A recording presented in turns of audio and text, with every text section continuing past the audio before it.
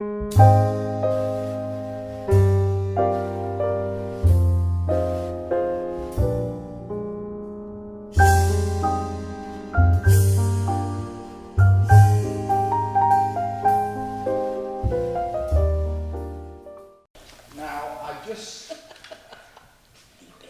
in this segment of our study, it's really important for us to kind of have a sense of geographical spread of the various ethnic groups and nations that are mentioned.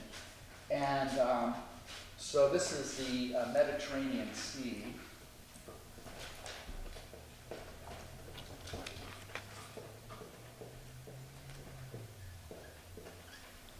To the west. This is Egypt down here.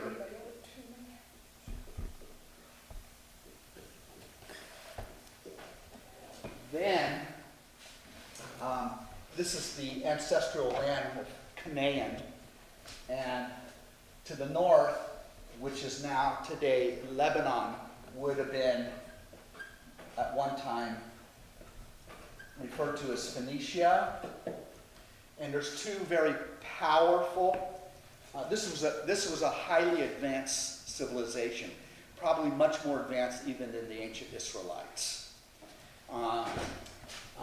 And there were two city-states that are particularly on the coast here that are, which are Tyre and Zidon.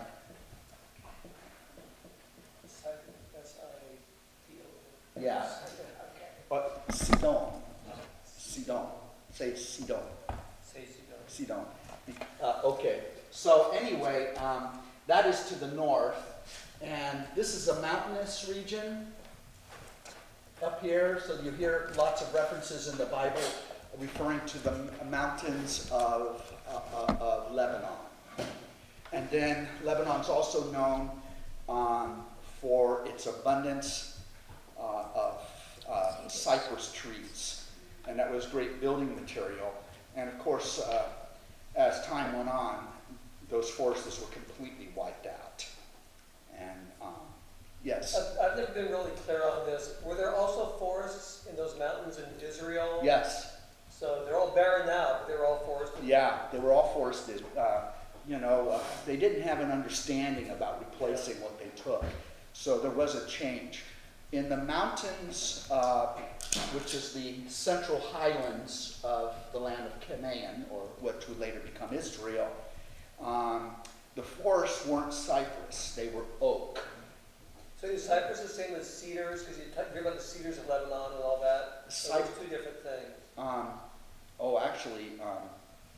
The cedars would be cedar trees. Okay. And that's a little different than cypress. I don't know why. I misspoke. The cedar trees. Oh, okay. There's- Yeah, cedar trees are evergreen, and that's what I'm referring to. Okay. So it's the cedars of Yeah, Lebanon. because the wood from a cedar is what you want to build with. Yeah, Yeah. and they're very tall trees.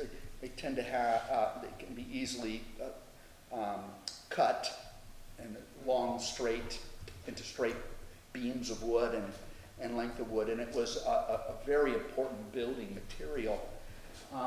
But the cedars of Lebanon do not extend down into Israel, and Israel was covered with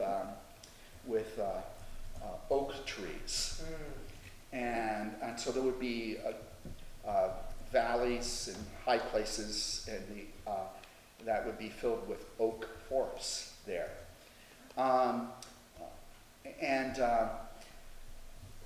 So the building materials in ancient Israel would have been a lot of stone, cut stone work, and that was used. And in oak, they certainly used oak, but I don't know if oak was as suitable for building buildings. I know that oak was used to build furnishings. In fact, when we were years ago, we were in Israel, the tour guide made a big point of saying that they say Jesus was a carpenter. Probably the word also just means builder also, or something. Construction worker. Yeah. Yeah. And she was thinking, she said, hey, look around here. All you see is blocks of rock. So Yeah. it's more likely that he was more like a stonemason than you think of him just being a carpenter nailing things together and stuff like that, but I don't know. Yeah, that I don't know. I've heard that, Okay. but these are kinds of things that can't be Yeah. Well, the word definite. tecton, Yeah, it doesn't mean carpenter. It's a more general term, I think. Of, Yeah. a artisan, some sort of artisan. yeah. A man who worked his hands Yeah. in building materials.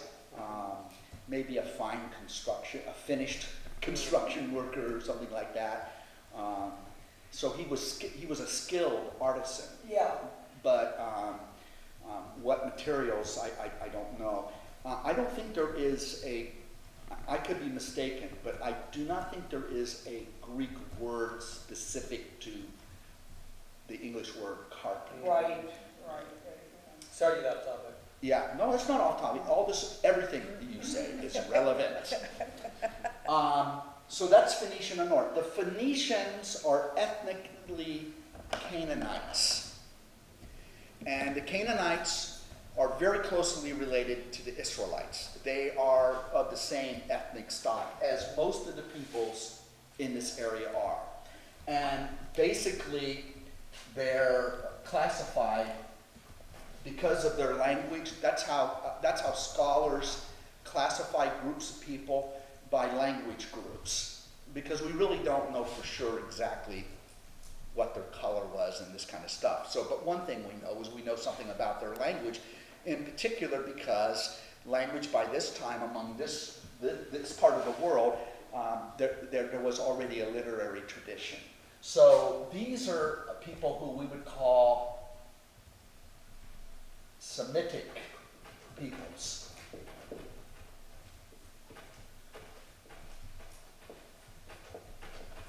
And so they certainly spoke different dialects, but in general it was the same family of languages. The Babylonians and the Assyrians and the Canaanites and the Hebrews were all a part of this larger family grouping grouped by linguistics, the language that they spoke. So they were the dominant peoples of the ancient Middle East, and one branch of them did conquer Egypt, and they occupied Egypt, and they became Egyptian. And some of the pharaohs were actually Semitic. We call those the Hyksos. You might have heard of them in another.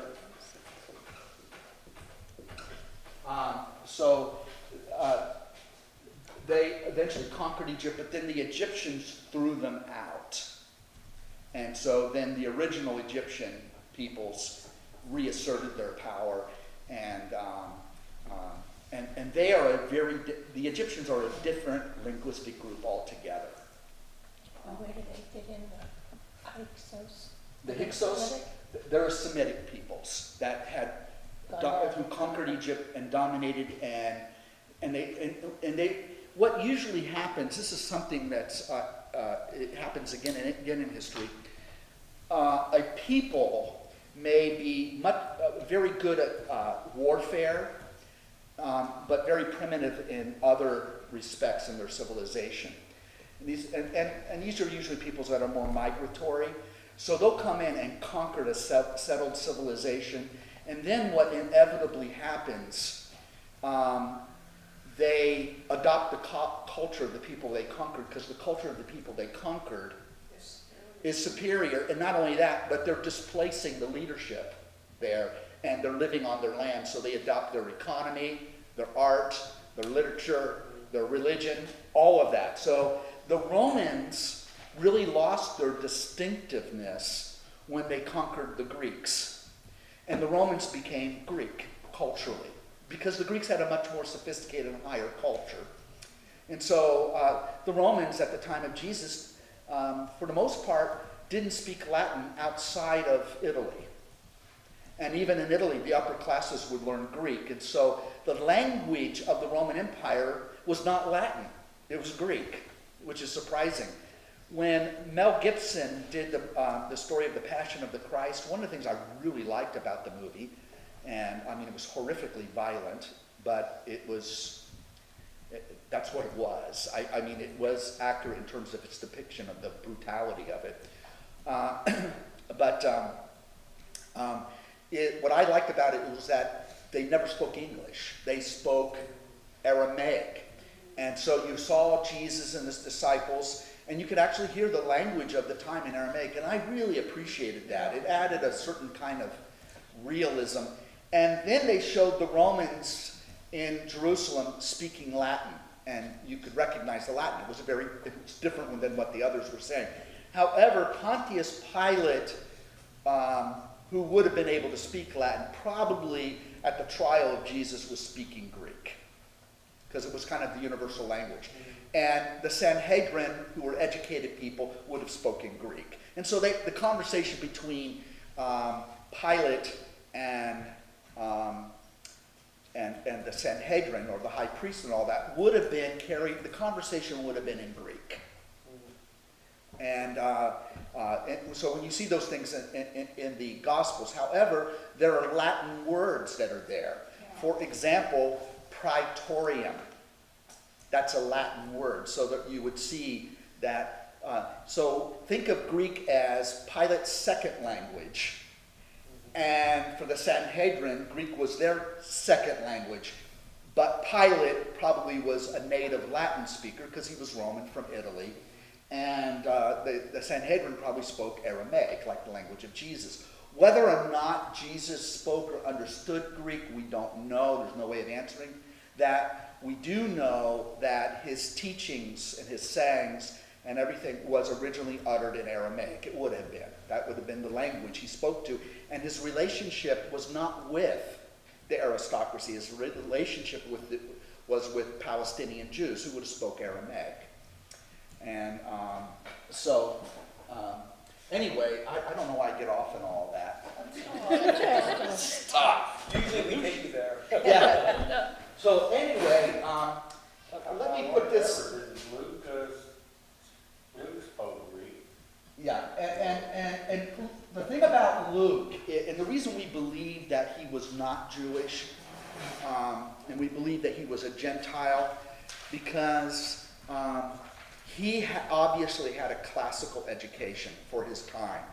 He writes Greek as the finest Greek writers of his day. So he was highly educated, and he was at home with his Greek language. And consequently, the writings of Luke, which are his Gospel and the Acts of the Apostle, have the finest Greek.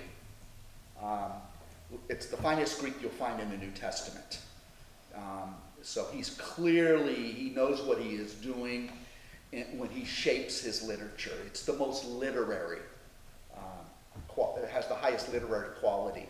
The only other documents that come close to that is the Epistle to the Hebrews, and that's sometimes why Luke is put forth as a possible author to Hebrews, because of the similarity in use of Greek, but that's not definitive. There's no way. No one knows who wrote Hebrews. And then the pastoral epistles. The pastoral epistles have a better literary form than the other epistles of Paul, and that's why some people wonder if Paul really wrote the pastoral epistles. Pastoral epistles are 1st and 2nd Timothy and Titus. Okay, the Semitic peoples. I'm going to give you a little diagram here. From the Semitic peoples, they're grouped together. There would be people like the Babylonians. By the way, the Babylonians are the ones early on who conquered the earliest civilization that we know of that had a literature, and that is the Sumerians. The Sumerians belong to a language, well, they have a language that no one knows. It's a very different language. So it disappeared, but the Babylonians conquered the ancient Sumerians, and then they had all of the literature of the Sumerians. They adopted their alphabet, which was cuneiform, and they then translated all their literature into Babylonian, a Semitic language. Yes. So, I always thought the Babylonians were more Persian, but No. they're not. They're Semitic. Okay. The Persians are what belong to another group of peoples that are called Indo-Europeans. So there's the Farsi, or the ancient language of Persia, has more in common with Italian or Greek or German or Celtic languages, our languages, Yeah. than they do with the Semitic languages. Very, very different structure to the whole. And so anyway, there are the Babylonians, and another group is the Assyrians.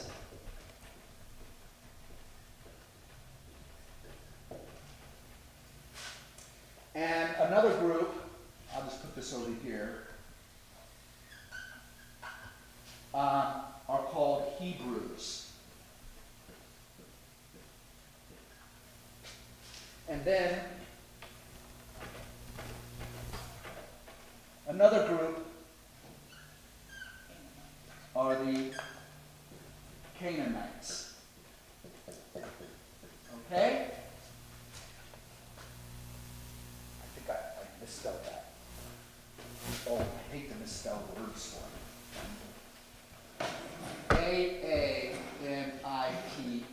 Aamites. Okay? So you have, these are some of the major groups. Now, from the Hebrews, there evolves the Israelites.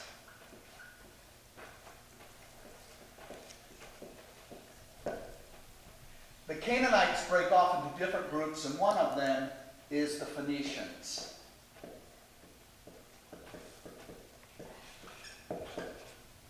And it is also the Edomites, break off from the Hebrews, also the Ammonites,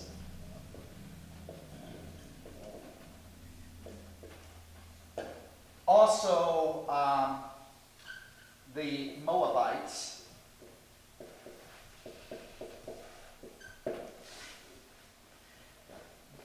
these ethnic group of people are all Hebrews. So they spoke different dialects, but for the most part they were intelligible to each other. And there was not that much difference between the Canaanites and the Hebrews, linguistically speaking. Is that useful? So the Phoenicians, weren't they those ocean-going people that settled on the Yeah, shores? they were the Canaanites who became seafarers. Okay. And at the time, they were probably the most advanced seafarers at the time of David. And they founded colonies throughout the Mediterranean world. And one of their most significant colonies that they established was in North Africa, and it's called Carthage, which is near Italy. And that's why, as Rome was emerging, this is later on, when Rome was emerging as a world power, their big rival in the West was Carthage. And you can tell their Phoenician names are Hebraic, because Hannibal, remember Baal? Oh. Yeah. So, and the Phoenicians, like the other Canaanites, practiced human sacrifice and cannibalism as a religious rite. Probably most of these groups did at one time or another. Human sacrifice, if you go back far enough, is something that almost all human groups practiced at one time. Aren't you glad you're living in this day and age? Yeah. We have other niceties, but not that. So, if the common word we use today for people that are against the Jews is anti-Semitic. Yeah. That's really kind of a misnomer, isn't it? Yeah, because it's referring to, when you say an anti-Semite, it's really nowadays in modern usage, it's referring to the Jews only. But the reality is, there's another group of people very closely related to the Hebrews, and that is the Arabs. And they're Semitic too, but they're also nowadays very anti-Semitic, Yeah. which is kind of funny. Very closely related. And there's also a group called the Midianites, which are related to the Arabs. And then there's another group that you'll see in our narrative. They're called the Amalekites. Remember them? And I'm not sure if I'm... Is that right? Amalekites. Amalekites. I believe that's how it's spelled. You know what? I'll develop a list of this as I hand out next week, because it's kind of helpful, because these people are referred to again and again and again in the text, and they're just weird names to us, but it really helps fit in everything. Are you done getting this down? Because I'm going to erase this. Take a picture of it. Let's get a shot of it. Okay. Do you have an eraser? Put it in our notes. I just use a towel from the kitchen. Okay, I'll be right back. I got to erase the board so you can get time to take this all down. Oh, that will do it. Take a Well, picture. use your phones.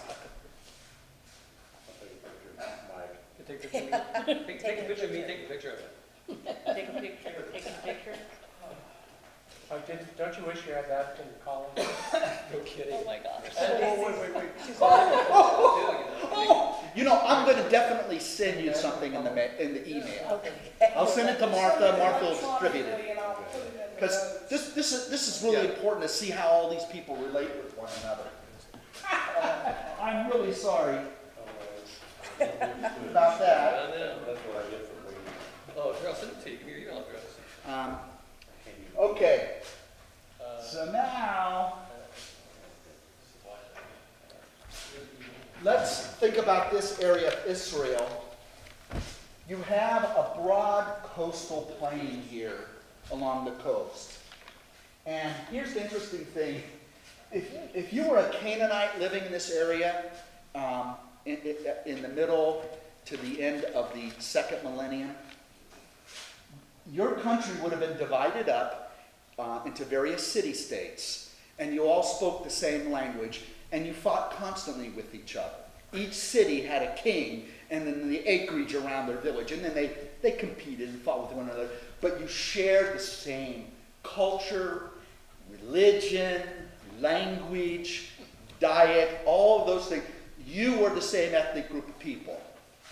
Then, at about towards the end of the second millennium, there are two great migrations of outsiders coming in to the land of Canaan. You had from here, from the west, the Sea Peoples, which are called Philistines. They're arriving almost at the exact same time, relatively speaking, because from the east, out of the desert, are coming the Israelites. So the Philistines are different than the Phoenicians then? Oh yeah. Okay. The Philistines are Indo-European, we believe. That we believe also that they are the refugees of a huge natural disaster that wiped out the Minoan civilization. And we believe the Philistines are a remnant of the Minoan civilization, which was from the Aegean Sea. Santorini erupted, and it was a huge volcanic eruption in about 1600 BCE. And, I mean, you're talking about a massive, like a super volcano, although I don't know if it's classified as a super volcano, but it was a massive eruption which took out the Minoan civilization. You know, the tsunamis that would come, I mean, it was totally disastrous for them. They never recovered from it. It was a really advanced civilization too, wasn't it? Yeah, it was a very advanced civilization. And they had a relationship, I mean, a trading relationship with the Egyptians. The Egyptians were never known for their seafaring or naval, but the Minoans were. and the Phoenicians would have had contact with the Minoans. So when the center of Minoan civilization collapsed, then that causes migrations, and the sea peoples first tried to move into the Nile Delta region, but they were repulsed by Ramses and the Pharaoh, the Egyptians. So they ended up going along the western coast of Canaan, and it was easier for them to stake out territory and to fight against the Canaanites. Now, the Minoans, or I should say this, not the Minoans, we're not really absolutely sure how they're related to Minoans, but somehow we suspect they are. But the Philistines were a formidable foe because they, as a culture, had already entered into the Iron Age. Now, what does that mean? It means that the swords and spearheads, the military equipment that they would use was made of iron. And what were the Egyptians and the Israelites using and the Canaanites? Bronze. And I always like to say to my friend John, if I had a bronze sword and you had an iron sword, what would happen? You would win. Okay, so there you go. Except for the grace of God. So the Philistines so they settled, let's say, in this coastal plain. Very fertile, close to the sea. They were a seafaring people, hence they're called sea peoples. So they probably had a very strong economy, and they had 5 city-states. Before there were nation-states, each city was a state, and each city, the head of the state wasn't a mayor like we have today. He would be a king. And so he would be sovereign over that particular city-state. But when one of them becomes more powerful and is able to take over the others, if that should happen, then the city-states become an empire. That's the difference. Egypt was an empire. A vast land of territory that is under the rulership of one monarch.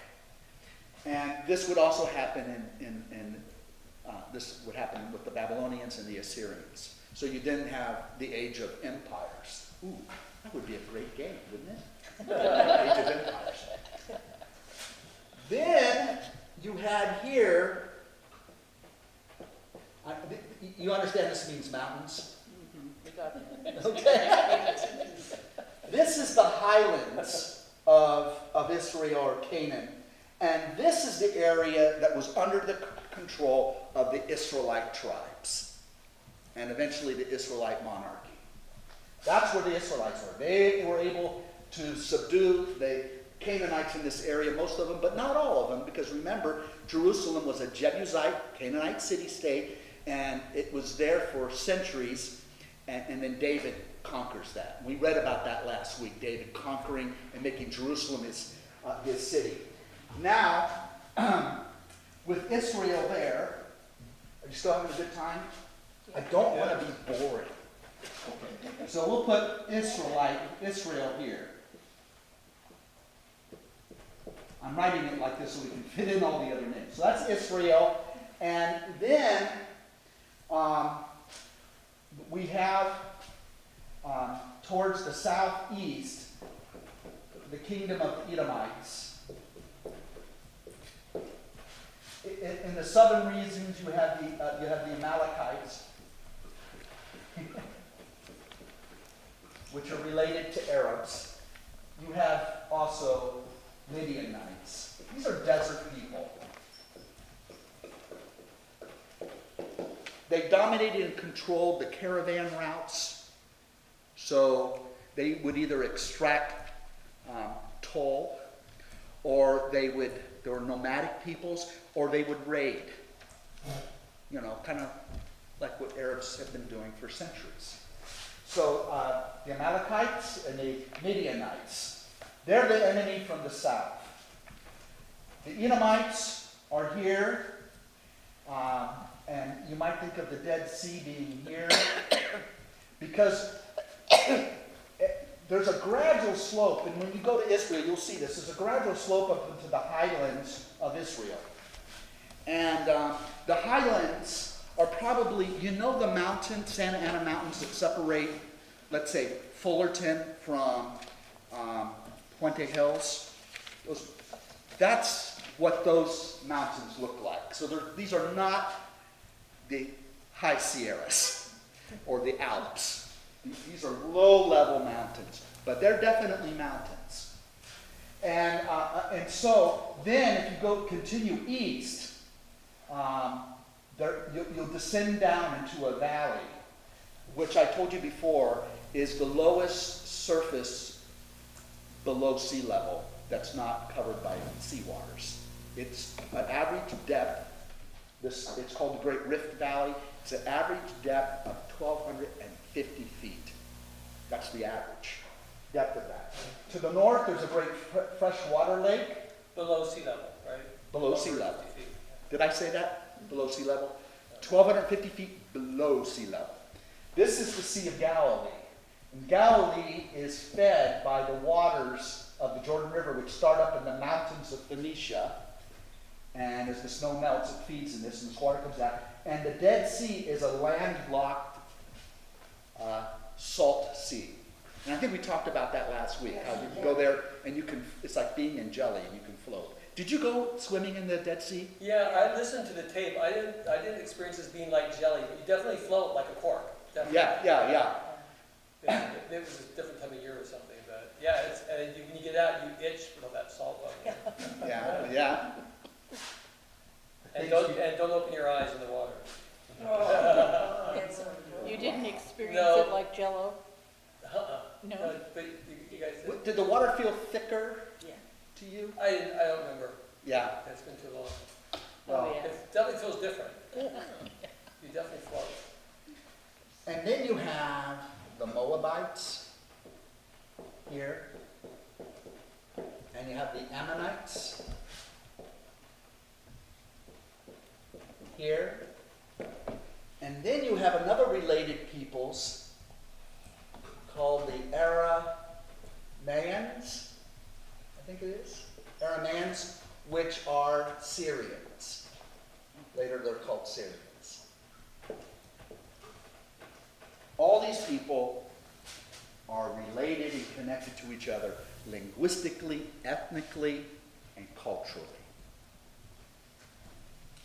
So, Israel was here in the highlands, and so their existence was rather precarious.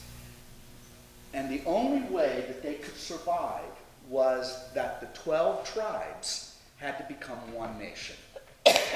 Otherwise, because they were 12 tribes, they were disunified, and as a result, they became easy prey from the Philistines from the west, from the Amalekites, the Midianites from the south, and the Arameans or Assyrians from the north, and these groups from the east. And so there was a lot of pressure on Israel. That's why the creation of the monarchy. It was for national security. And it worked.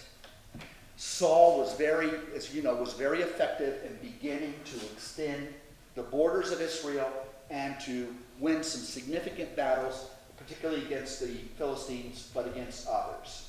David will continue that process. And in fact, under King David, Israel becomes the dominant world power in this area. All these other groups of people, with the exception of the Phoenicians, become vassal states to King David. So this is what we're reading about now. He's consolidating his power as the sole monarch. He had to deal with some loose threads from the previous dynasty. We've been reading about that. And now he's going to position Israel as the dominant power in the Western Middle East. And Phoenicia, on the other hand, because is really powerful enough to resist anything that David could do. The Phoenicians were powerful because they were rich. See, riches equal political power. I will sound like Bernie Sanders in a minute. Okay, so when David conquered Jerusalem, that was such a significant moment because Jerusalem was viewed as an impregnable city.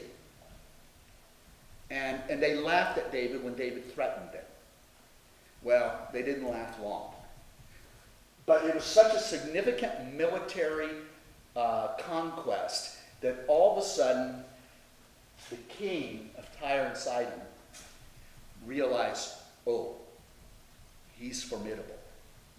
Let's send him a gift. And the gift he sends David is cedar wood from the mountains of Lebanon, in which David could build himself a palace.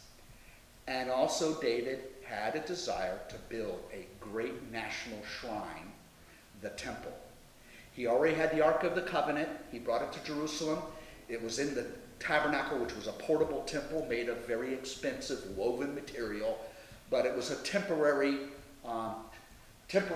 place to worship, and David wanted to create a national shrine. What would this do? It would further consolidate and unify his empire, and the temple would not, because the tabernacle would move around. It was in different places. Now it would have a permanent home, and it would be in David's city. It's a way of ensuring the continuation of his dynasty. And last week, I think the last chapter we read was Nathan, the prophet, priest, and king. Those are the three institutions. The prophet comes and prophesies that David's dynasty would last forever. And the other thing he tells David, you will not build the temple. It will be your son who will build the temple. We know that will be Solomon. And that historically is true, which was a great disappointment to David. And one of the explanations given elsewhere in Scripture is why would God not allow David? Because David was a devout Yahweh worshiper. He had a great... See, at this time, the Israelites worshipped Yahweh, but they also worshipped the other gods and goddesses. They were all polytheists. But David was a great devotee of Yahweh, and that's why the prophets liked him. And because of his great devotion, he had a great desire of building a temple to Yahweh there in Jerusalem. But the reason that is given in, like, say, the book of the Chronicles, which is kind of a revised history of this period, it's because David had blood on his hands. He was a violent man. He was a warrior. And so it was meant that Solomon, and Solomon was not a warrior king. David had consolidated all the power. Solomon came along, he just ruled, and he had a huge military, but he was not a warrior king. David was a warrior king. And there are many examples of those in history. So, here we are, and we are in chapter 10, and already you can see the relevance of what I was showing you, because now there's a war or military campaigns David's going to conduct against the Ammonites, who are to the east, on the other side of the Jordan River. After this, the king of the Ammonites died, and Hanun, his son, succeeded him as king. David said, I will show kindness to Hanun, the son of Nahash, as his father showed kindness to me. Therefore David sent his servants to Hanun to console him concerning his father. But when David's servants had entered the land of the Ammonites, the Ammonite princes said to their lord Hanun, do you think David is doing this, sending you these consolers, to honor your father? Is it not rather to explore the city, to spy on it, and to overthrow it, that David has sent his servants to you? By the way, everybody was mutually suspicious of one another. So this would be a natural thing to be concerned about. So Hanun seized David's servants, shaved off half their beards, cut away the lower halves of their garments, so they're walking around bottomless, exposed. And I mean, they humiliate them, is what they're doing, at the buttocks, and sent them away. David was told of it, and he sent word for them to be intercepted. for the men had been greatly disgraced, to say the least. Remain at Jericho. Jericho is a city that's under the control of the Israelites. It's on the west side of the Jordan River. It's down on the valley floor of the Great Rift Valley. Jericho resembles Palm Springs. Yeah, it was, had a great source of water, had date palms, and it was a nice place to be. Anyway, that's Jericho. The king told them, until your beards have grown again, then come back here. So he puts them on vacation in Palm Springs, till your beards grow back. For among the ancient Hebrews, it was a disgrace for a man to shave himself. So, and this is true of the Israelites. So, beards were a fact of life for men in this part of the world. The Greeks and Romans were different. They liked the clean-shaven look. But that was something not in keeping with the customs of this part of the world. So, notice John and Phil and Ned and me, we would get along in that society. But Mike Mitchell, Hey, I had a beard a long time ago, for a long time. okay. So I became Roman, that's all. Yeah. I moved on. Okay, so Peter, you're a devout Muslim. You're supposed to have a beard. That's right. Is this something in common with Semitic peoples? Yes. It's a cultural thing. But what's the religious significance behind it? I don't know.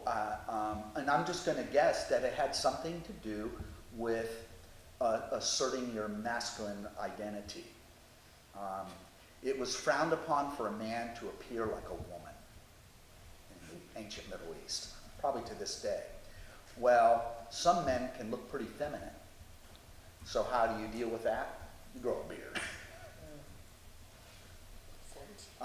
And there, the separation of the genders in terms of their role and position in society, that was an impenetrable barrier. There was no confusion. There was all kinds of things that divided the genders, and one of the most visible signs that makes a man different than a woman is facial hair. Although I know some women probably have facial hair. And so even today, you have Orthodox Jews who don't shave. That's right. Orthodox Jewish men don't shave. And Muslim Arab men who don't shave because of religion. Yeah. And they're so similar in that respect. Yeah. But a lot of people consider them, completely opposite. They're not both Semitic. Yeah, because there's the worst hatreds are between closely related peoples. Right. That's where the most intense hatred usually is, which is kind of surprising. The ones who are almost like you, but not quite. And if you're a third party, you look at these people and say, okay, those bearded guys, they're the bad Muslim terrorists. Yeah. Those bearded guys with black hats, on the other hand, Yeah. from Israel, are our friends. Yeah. They're, okay, so. Well, and this is part of the confusion the Romans dealt with, because the Romans would look at the Edomites, the Israelites, and the Samaritans. All those three groups despised each other. There was feuds going back millennia. And the Romans thought, you're all the same. You look the same, you smell the same, you eat the same food. You're all barbarians. Yeah. It's an interesting observation. And what verse am I on, everybody? Oh, Six. thank you. When the Ammonites realized that they were in bad odor with David, they sent for and hired 20,000 Aramaean foot soldiers from Beth Rahab and Zobah, as well as the king of Maacah with 1,000 men and 12,000 men from Tob. By the way, the Arameans are really basically Syrians, and these are other Syrian peoples. So what the Ammonites do, they're not strong enough to confront David militarily, but they're rich enough to hire mercenaries. And that's basically what they're doing, hiring an army. So when David heard of this, he sent Joab, who was like his army's chief of staff, and his whole army of warriors against them. The Ammonites marched out and lined up for battle at the entrance of their city gate, while the Arameans of Zobah and Rehob and the men of Tob and Maacah remained apart in the open field. When Joab saw that there was a battle line both in front and behind him, he chose some of the best fighters of Israel and lined them up against the Arameans. The rest of the army he placed under the command of his brother Abishai and lined up to oppose the Ammonites. And he said, if the Arameans prove too strong for me, you must come and save me. And if the Ammonites prove too strong for you, I will come to save you. Hold firm and let us show ourselves courageous for the sake of our people and the cities of our God, and may the Lord do what is good in his sight. You know, in the ancient world, warriors and soldiers and armies were extremely religious. You know, they depended upon their military skill and prowess, but they were all convinced you need to have your gods fighting for you in order to prevail. Joab, therefore, advanced with his men for battle with the Arameans to the north. That's these Syrians. But they fled before him. And when the Ammonites saw that the Arameans had fled, they too fled before Abishai and re-entered their city. Joab then ceased his attack on the Ammonites and came to Jerusalem. Seeing themselves vanquished by Israel, the Arameans held a full muster of troops. Hadadezer sent for and brought Arameans from beyond the river. They came beyond the rivers. On the other side, the river is the Euphrates River, so from Mesopotamia. In other words, these were Syrians getting help from the Iraqis now. They came to Helam with Shobach, the captain of Hadadezer's army, at their head. When this was reported to David, he, that is David, gathered all Israel together, crossed the Jordan, went to Helam. The Arameans drew up in formation against David and gave battle, but the Arameans fled before Israel, and David killed 700 of their chariot fighters and 40,000 of their foot soldiers. This is a massive military conflict, battle. He struck down Shobach, commander of the army, and died on the field. When Hadadezer's vassal kings saw themselves vanquished by Israel, they made peace with the Israelites and became their subjects. So they become vassals. In other words, David now is sovereign over Syria. He expands all the way to the Euphrates River. And is this whole story here just a way of explaining that? Yeah. Is the 40,000 the whole number of 40 again? Is it like they killed a whole bunch of them? We always have to, in Hebrew literature, you always gotta be very careful not to take numbers literally. Like last week you said how 40 is used Yeah. a lot. Yeah. Well, notice how 7 is the number of completeness or wholeness. Notice how it's used. 700, multiple of 7. So whenever you have the multiples of 7 and 40, these are symbolic numbers. Okay. The only thing we can come to, it was a lot of folks. Yeah. But to use the word 700 meant he totally wiped out it'd be like wiping out the whole tank corps. You know, Yeah. the chariots were like their heavy artillery, you know.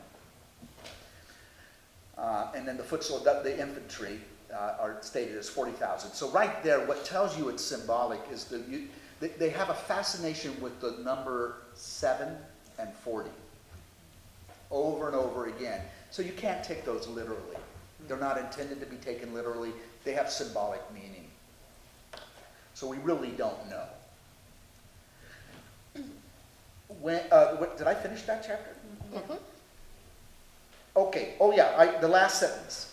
After this, the Arameans, that's the Syrians, were afraid to give further aid to the Ammonites. So, really, you could see that it was the Arameans, the Syrians, that were the big power, and David crushes them. And so now the Ammonites are not going to fight.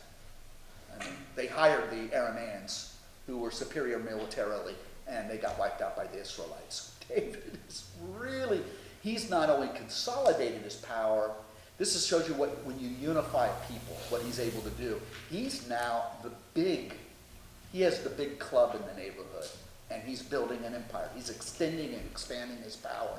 You're building an empire when you're conquering other peoples that are not a part of your group. So, that's chapter 10. Are we having a good time yet? Yeah. Okay. Now, in chapter 11,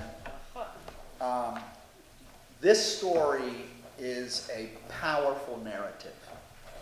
It's not about military conquest. It's not about political intrigue. We get a glimpse at David's humanity. This is the story of adultery and murder. It really is. And it is quite a story. It's the story of David, Bathsheba, and Uriah. David the rascal. Yeah. This is one of the lowest points in David's life in terms of his character. So we're going to see David in this story try to deal with his indiscretion in such a way that he commits premeditated murder. And so in this story, we see something in David that is not consistent with the character we have seen so far. David has been the warrior, the hero. David has been the king. He is magnanimous. He is just. He has the allegiance of all his people because he clearly was a man of superior character than Saul. Saul was consumed by his own envy, and his own hatred consumes him. But David, on the other hand, contrasted with Saul, is a man of sterling character, a man among men, but not here in chapter 11. For every man, I think the point of this story is every man has his shadow. And the brutal honesty of this story does not portray David in any way as he's not being whitewashed in this story. He's being exposed. This was something that was very humiliating for him. And the interesting thing is that throughout the book of 1 Samuel and in 2 Samuel, and you'll see this as it continues on, this book goes out of its way to show you what a hero and what a great guy David is. It's about, the book is probably written to uphold David as the ideal monarch. And so sometimes people are, that kind of literature, which was common in the ancient world, which lionizes and makes a hero out of their king, is somewhat suspect because it seems like propaganda. This story runs counter to all of that because this is not a flattering picture of David. Even in his own time, what he did was reprehensible.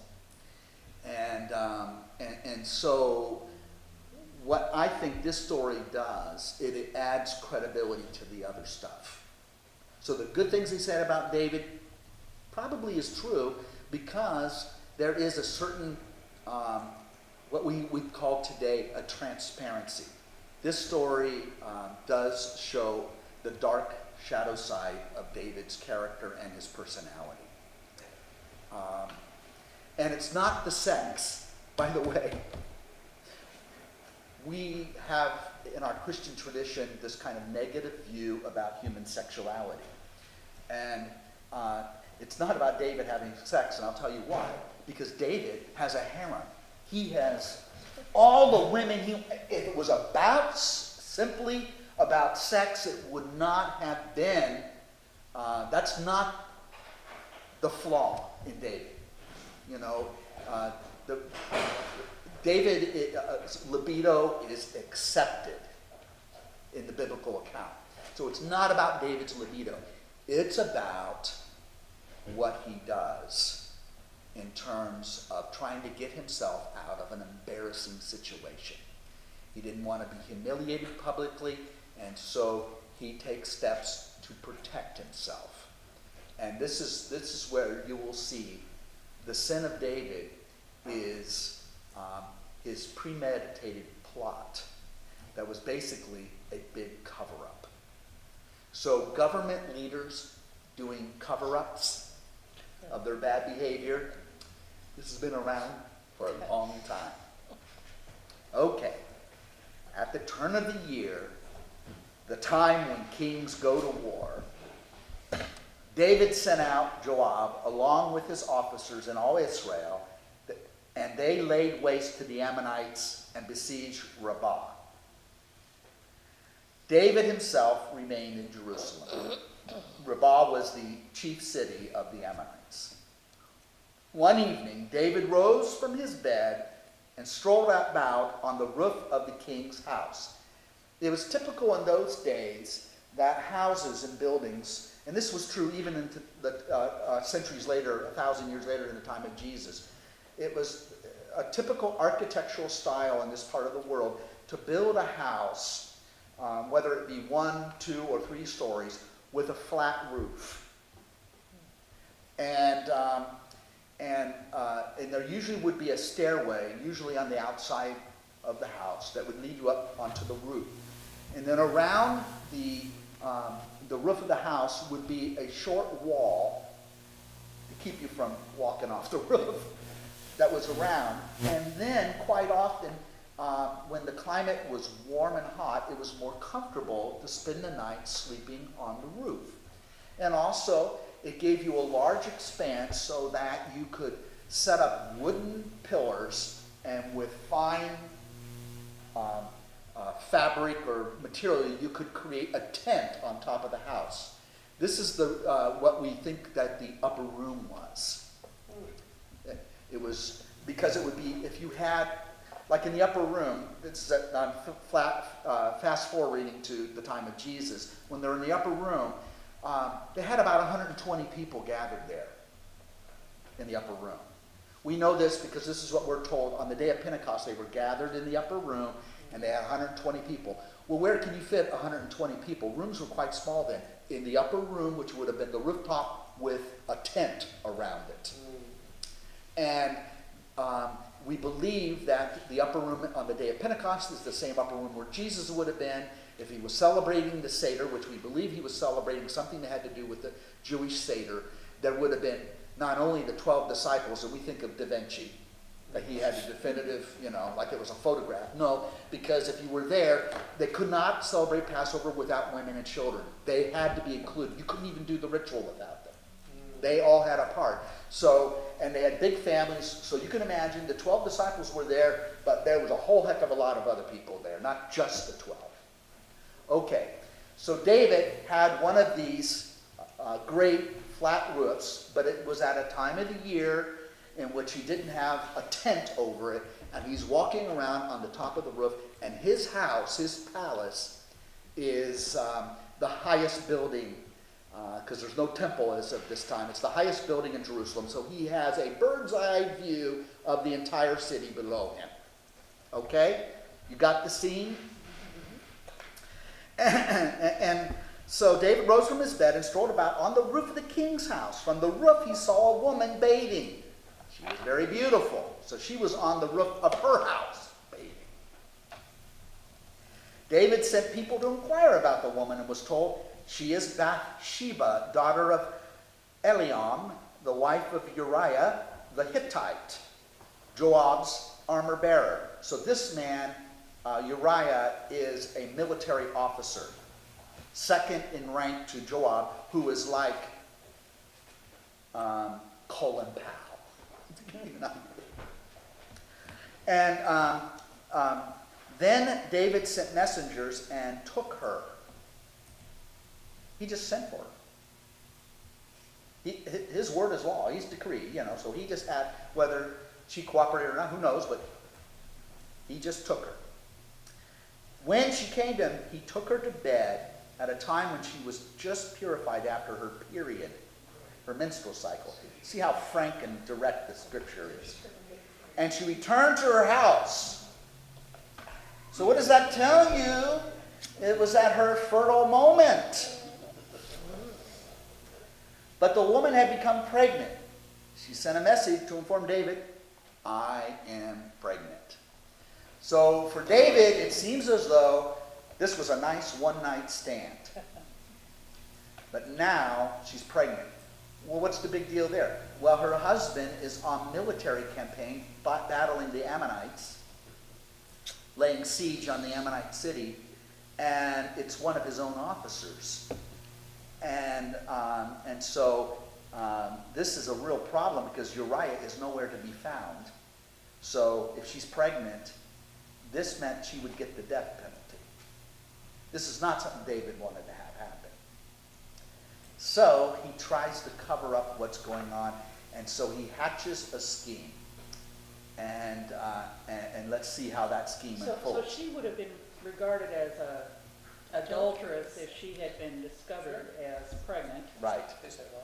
And she would have been stoned. and she would have been stoned to death. There are some commentators who seem to think that she was raped by David. What, I can't hear, what? That she was raped by him. That she was raped by David. They push that very much in their commentary about what went on here. I'm mentioning that just because you can find that out there in literature if you're hunting for it, but I don't really see that in the text. No, you don't. But in a way, it was a kind of rape because you have a differential in power. He Martha, sends for her. he's the one that takes initiative. He sends for her. But what do you call that, Martha, when there is a power differential? That's even in our day. Well, that's very common in sexual offenses. Yeah. You know, for rapists, the goal is not necessarily orgasm so much as Power. being in charge of somebody and getting off on that. Yeah. I don't think I wouldn't think of that as David being a rapist in that sense. I think he just took advantage of his position, called for her, and she had no choice but to go. She's a nothing, she's a woman. Yeah, that's right. I saw the movie and it was just like that. Well, is there a word that you would, that might have been in here that would have said rape? Was there a Greek word or a word in there that would have said it was That's a good question. no? I mean, this is what it is. Yeah. Well, this is really, he took her to bed. It's a euphemism. That's what we've got in the English. I don't know what we have in the Greek. Well, Well, Jerusalem just says she came to him and he slept with her. yeah. That's all. I mean, So it would be speculative to say, do we know this to be rape? I don't think it's in the text, but I think of rape as a violent act. Now, she might have been, I don't think David committed violence against her. That's not the sense I get from the story. But he certainly had the power, and what was she going to do? But, and who writes the story? I mean, yeah. remember, Yeah, who's writing the story? whoever's writing this is somebody who likes David, Yeah. and is not going to say, well, some people say that he violently took her. Yeah. So I mean, we can't really decide based on the text because the text is probably based on people trying to make David look at as best he could under the circumstances. Yeah, that's interesting. Which is that it was, happened. Power is seductive as well. You know, I mean, to be brought to the king might have been a pretty cool deal. You know, and David was a popular, charismatic person. Yeah. You know, and not to be in a different second point, not to be in a position of blaming the victim, but the fact that she's taking a bath on top of her roof in full sight of where David lives.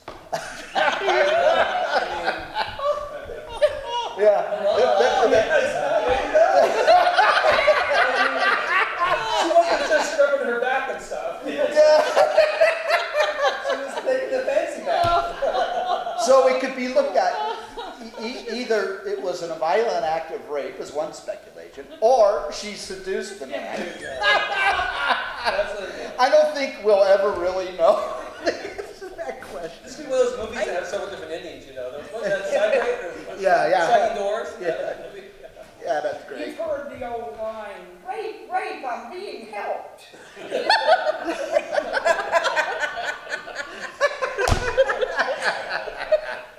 Martha, I couldn't resist that. type that into the notes. We might attract more people to the Bible study.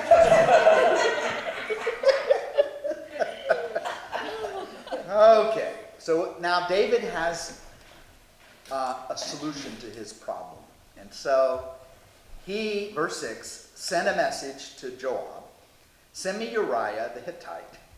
Joab sent Uriah to David.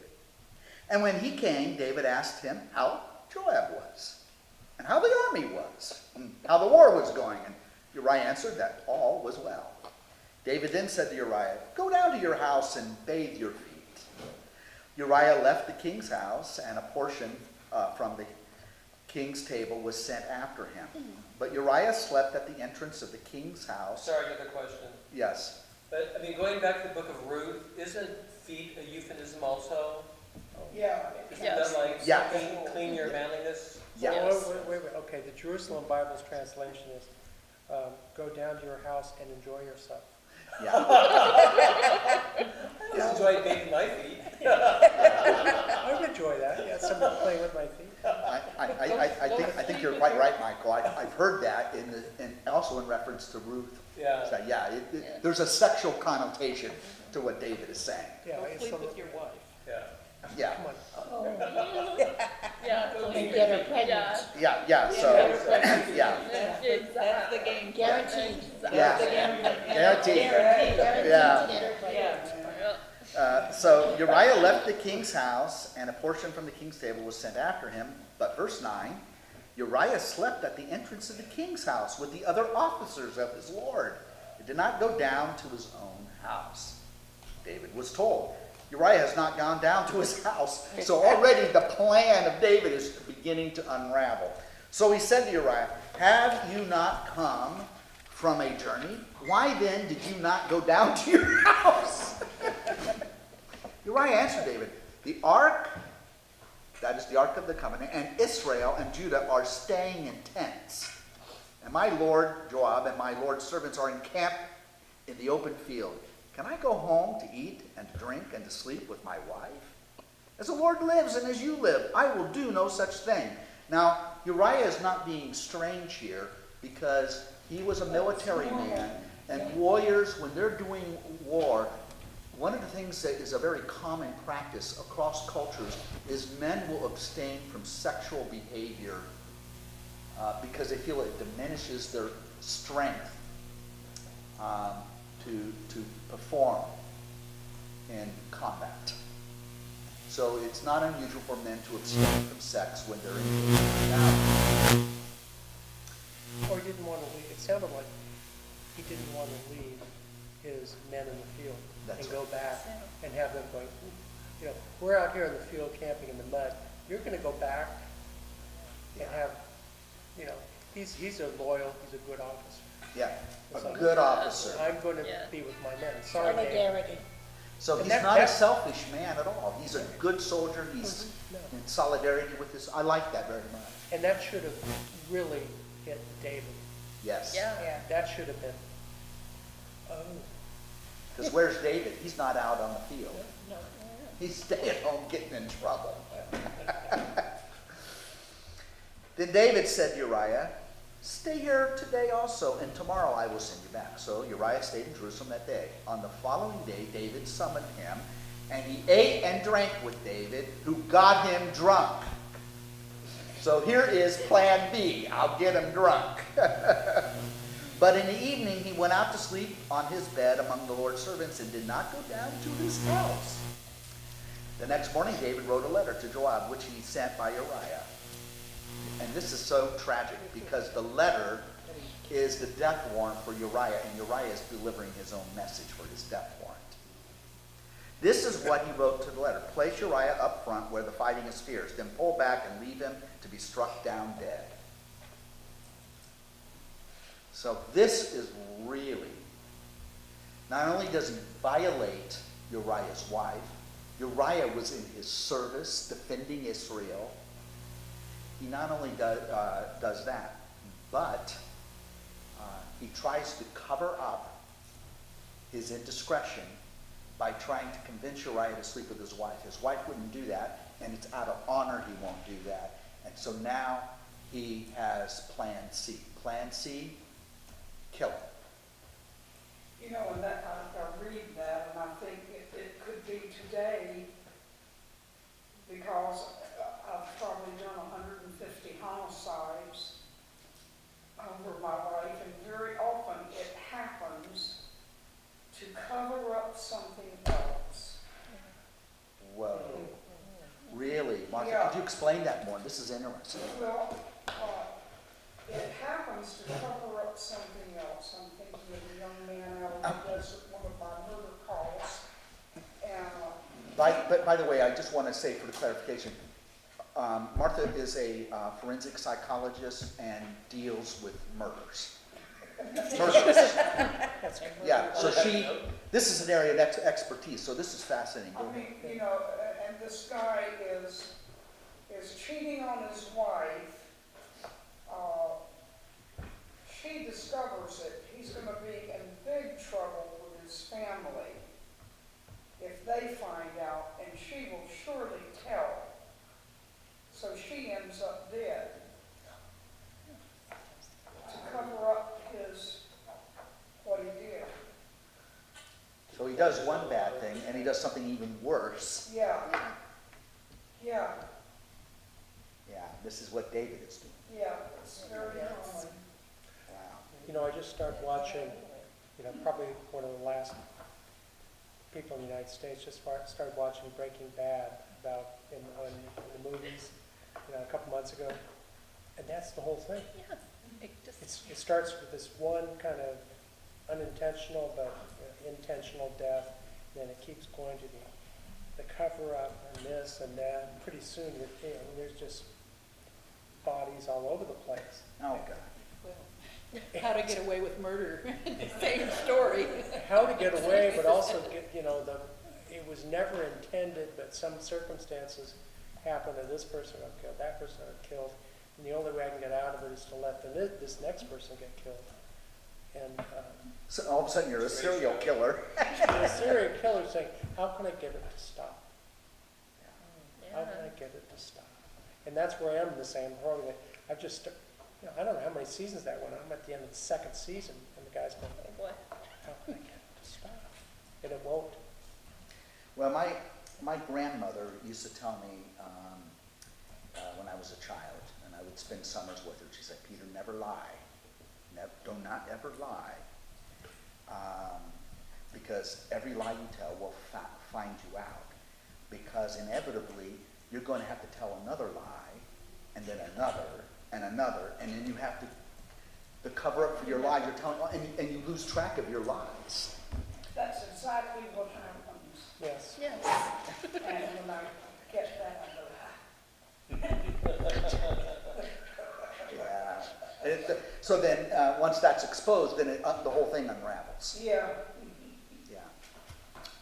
So it's better not to lie to begin with, because then you have a whole universe of lies to cover up the one lie. Okay, what verse are we on? 18. Thank you. Oh, wait, I think I was a little before. 16. So while Joab was besieging the city, he assigned Uriah a place where he knew the defenders were strong. Then the men of the city made a sortie against Joab.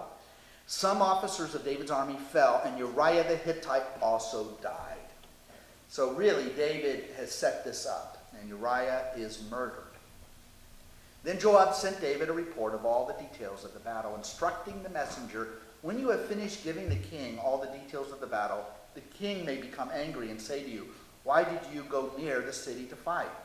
Did you not know that they would shoot from the wall above? Who killed Abimelech, son of Jerubbaal? Was it not a woman who threw a millstone down on him from the wall above, so that he died in Thebez? Why did you go near the wall? Then you in turn are to say, your servant Uriah the Hittite is also dead. The messenger set out, and on his arrival he reported to David everything Joab had sent him to tell. He told David, the men had the advantage over us and came out in the open against us, but we pushed them back to the entrance of the city gate. Then the archers shot at your servants from the wall above, and some of the king's servants died, and your servant Uriah the Hittite is also dead. David said to the messenger, this is what you shall say to Joab. Do not let this be a great evil in your sight, for the sword devours now here and now there. Strengthen your attack in the city and destroy it. Encourage him. So David is already thinking about, he had drawn Joab into this. Joab knew the truth. And David's trying to encourage him to stay strong. Don't let this get to you. There are probably other critics around also saying, why were they fighting so close to the city? Yeah. Why did he take his men so close? So this is David covering for him. Yeah. So Joab is trying to cover for David, and now David's trying to cover for Joab. It's a mess. When the wife of Uriah heard that her husband had died, she mourned her lord. But once the mourning was over, David sent for her and brought her into his house. She became his wife and bore him a son. But in the sight of the Lord, what David had done was evil. As much as it was covered up and no one knew, notice how it uses the word in the sight of the Lord. You may be able to hide from human beings, but to God, everything is visible. So in the sight of the Lord, David had done evil. He could not hide his bad behavior from the Lord. And this story is only halfway through. We're going to see the consequences of this in the next chapter when we move on to chapter 12. But we got through 2 chapters tonight, don't you think? Are you enjoying the narrative? Yes, very much. Okay. Okay. All right. Well, you're great. It's a little racy. Yeah. Yeah, this is definitely rated R. But it certainly isn't covered up. It's gone through the centuries, Yeah. and it's exposed to the whole world. Yeah. David's got some explaining to do. David's got some explaining to do. Fortunately for him, there's no St. Peter at the gate yet.